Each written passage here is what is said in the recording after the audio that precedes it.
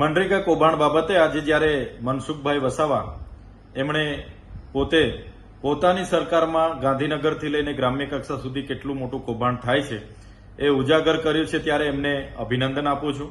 આ એ જ મનસુખભાઈ વસાવા છે જ્યારે 1 મહિના પહેલા આ મનરેગા કૌભાંડનું જ્યારે મેં પ્રેસ વાર્તા કરી હતી ત્યારે આ એજન્સીઓને બચાવ કરતા હતા અને આવું કોઈ કૌભાંડ અહીંયા થયું નથી એવી પોતાની વાત મૂકતા હતા. ત્યારે મનસુખભાઈ વસાવાએ કીધું કે મનરેગા કૌભાંડમાં જે પણ એજન્સીઓ છે એમને હું સારી રીતે ઓળખું છું. એમને હમણાં પણ સર્કિટ હાઉસમાં બોલાવી મેં મુલાકાત લીધી છે અને ગાંધીનગરના મંત્રીઓ, એમના સાંસદો, એમના ધારાસભ્ય, એમના સચિવો, એમના નિયામક, ડીડીઓ, ટીડીઓ સુધીના કેટલા લોકોને કેટલા હપ્તા અમને આપ્યા છે એની પણ સંપૂર્ણ માહિતી એમની પાસે છે એવી એમણે કબૂલાત કરી છે. ત્યારે મનસુખભાઈ વસાવા પર પહેલેથી જ આ માહિતી હતી અને આજે પણ છે. ત્યારે એમને વિનંતી છે કે આ તમામ પ્રકારની માહિતી જગજાહેર કરે.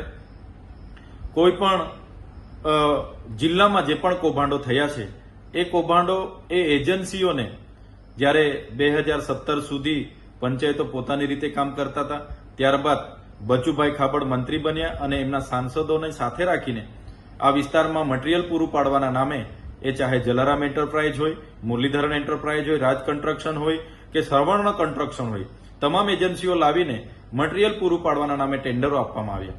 આ એજન્સીઓએ એક પણ કોરીમાંથી કપચી, લીજોમાંથી રેતી કે કોઈ દુકાનમાંથી સળિયા સિમેન્ટ લીધા વગર